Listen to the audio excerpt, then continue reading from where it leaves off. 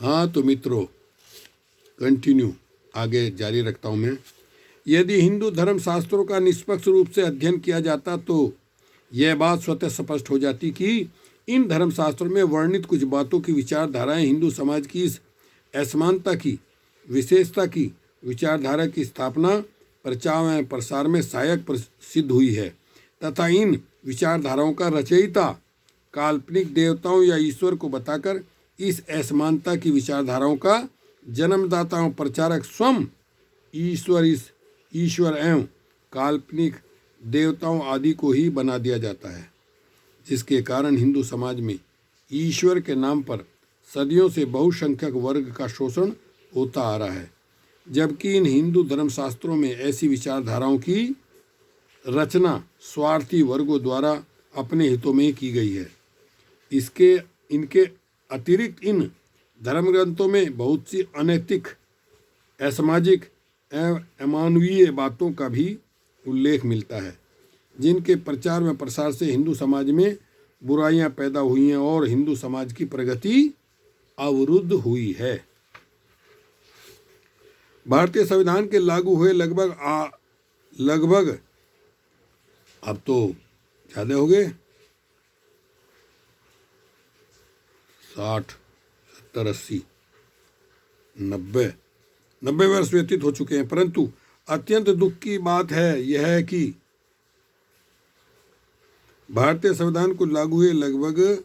60 वर्ष व्यतीत हो चुके हैं, परंतु अत्यंत दुख की बात है कि भारतीय संविधान की समतावादी व्यवस्थाएं हमारे समाज की इन असमानताओं की व्याख्याओं में कोई महत्वपूर्ण बदलाव नहीं ला पाई हैं,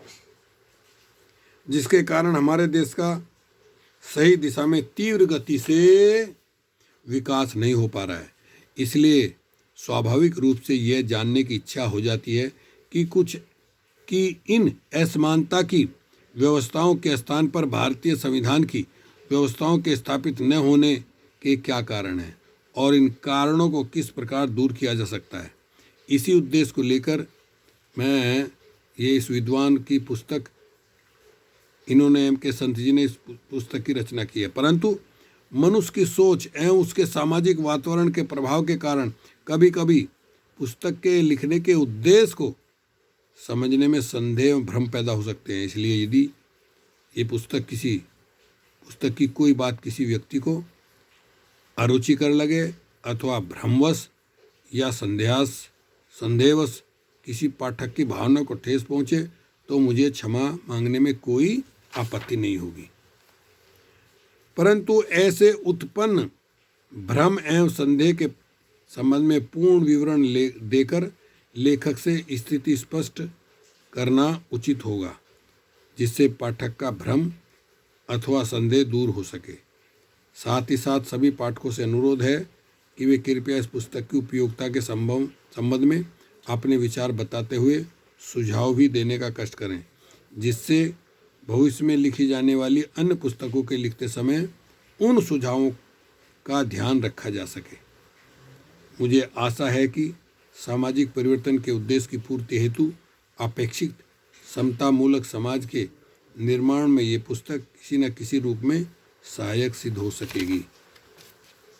देखिए इतनी बड़ी पुस्तक लिखी है इन्होंने, भारतीय संविधान बनाम हिंदू धर्मशास्त्र। तो साथियों, इस पुस्तक के लिखने का कदापि यह उद्देश्य नहीं है कि हिंदू धर्मशास्त्रों के उल्लिखित बातों की बुराइयां निकालकर भारतीय समाज में किसी प्रकार की भ्रांतियां फैलाई जाए या किसी की भावनाओं को किसी प्रकार से ठेस पहुंचाई जाए, अपितु इस पुस्तक के लिखने का मुख्य उद्देश्य यह है कि कुछ धर्मशास्त्रों की कुछ विचारधाराओं के प्रभाव के कारण हिंदू समाज में उत्पन्न हुई बुराइयों, अमानवीय व्यवस्थाओं एवं असंवैधानिक विचारधाराओं को किस प्रकार समाप्त किया जाए, जिससे भारतीय संविधान में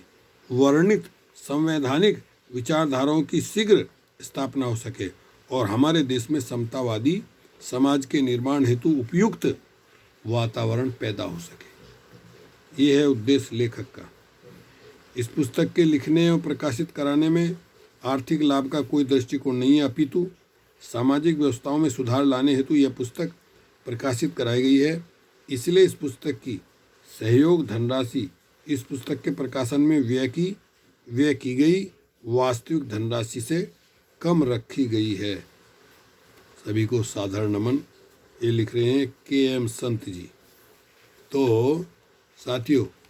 अब ये पुस्तक लिखी गई, पुस्तक मोटी है, बड़ी है, लोग खरीदने में असमर्थ होते हैं, फिर भी पुस्तक की कीमत उन्होंने बहुत कम रखी है। तो उनका ये प्रयास मैं आपको वीडियो के द्वारा, छोटी छोटी वीडियो के द्वारा आप तक पहुंचाने का प्रयास कर रहा हूं। ओके, शुक्रिया, धन्यवाद।